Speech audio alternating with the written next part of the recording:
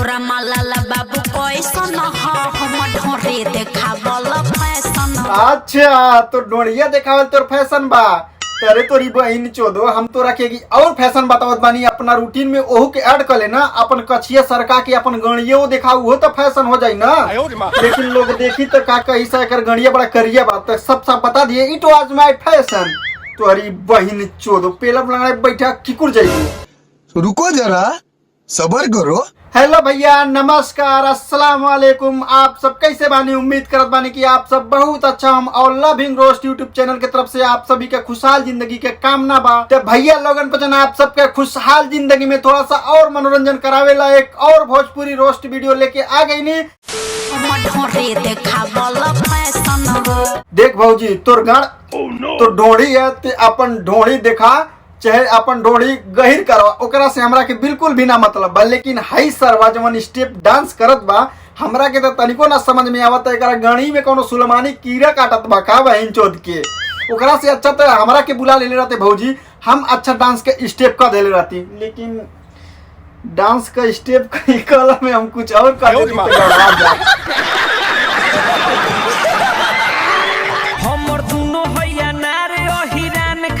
अच्छा भोसड़ी वाली भौजी जब हाई तोर दोनों अनार सिर्फ अहिरान के बाद बबुआन का मुठ मार के नाना जी है।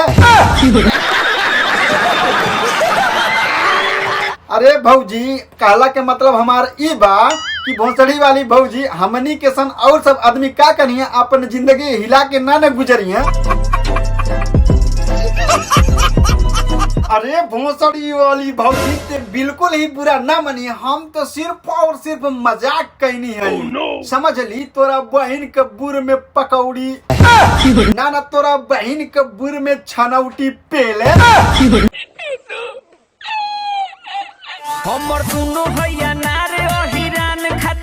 अरे साथ तो दोनों अनार अहिरान खातिर बा तो हई हमार नार तोरा गाड़ खातिर बा। अगर जो ढुक जाए ना एक बार तो सरौ दिनवा में चोली लौके लगी। तुम्हारी बहनी के बुर में घोड़ा का नार डरवा में। बड़ा हरामी हो बेटा। अच्छा भाऊजी तोर भातरा पलंग हिलावता और तोरा के चिल्लावता। तो फॉर काइंड योर इन्फॉर्मेशन हम बतावल चाहत बानी भोसड़ी वाली भौजी कि जब जब पलंग हिलेला तब तब अच्छा जानी के मुंह से चिल्लाए के आवाज आवेला। और यहाँ तक कि कच्छी में हगवास भी निकल जाला। अच्छा तो साफ साफ काहे ना बताओ तारे कि हमार भातरा हमरा के पेला था और हम चिल्लात बानी।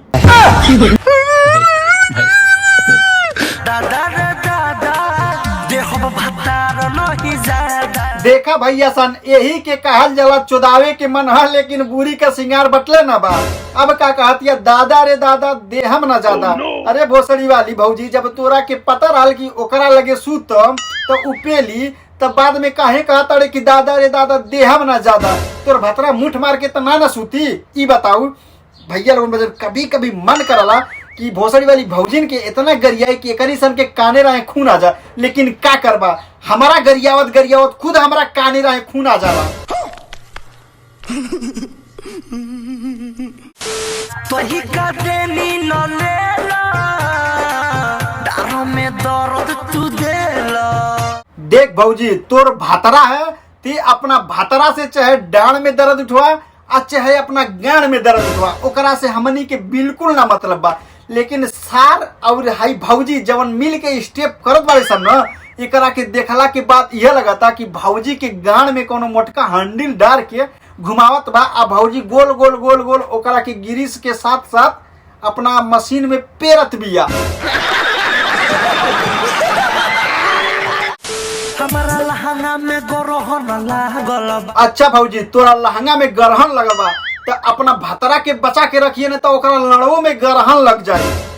सरकार का सुने के मिलत बा हमरा के हम तो यह सुनले रहली कि ग्रहण चांद पे और सूरज पे लगेला। लेकिन जब से ही भोजपुरिया में भौजी और भैया सारन के एंट्री भइल बा तब से गान में लहंगा में लाड़ में सब जगह ग्रहण लगावत बानी सन। बस तोरा के भौजी हम इतना कहल चाहता नहीं चुप भोसड़ी वाली भौजी।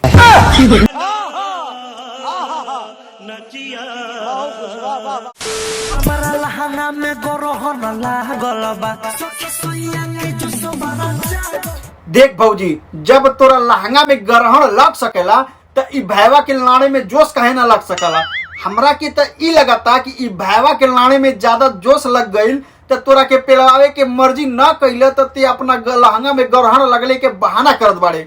सच हो ना, अगर ई भैवा के जगह हम रहती तब पेल के मर जैती। ना ना ना, काहे हम पेल के मरती? पेल के मुआ देती। तोरा बहिनी के बुर में गधा के लाड़ पेल गोलामा रहे सखी दुगो बोलबो राते बैठ रही सैया के पोल पर। अच्छा सखी, हम चुतिया है एगी लम्बा रह सखी दूगी गोल गोल आ राती बैठ गई सैया के पोल पर। अरे भौजी, तो डायरेक्ट बताओ ना कि हम अनहरिया मुनहरिया में राती के सैया के लाड़े पर बैठ गईली। पेलब तो हक देबू, घुमा फिरा के बताइबू तब।